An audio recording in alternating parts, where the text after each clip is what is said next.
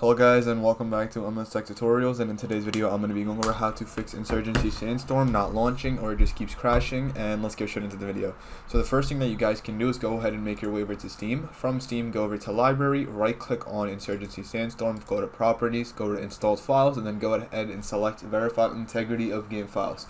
Now, this basically just checks to see if there are any corrupted files, and if there are, it will fix that issue.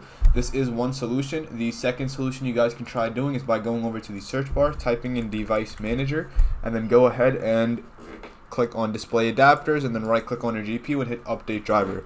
And you want to basically just update your drivers. This could also fix the issue.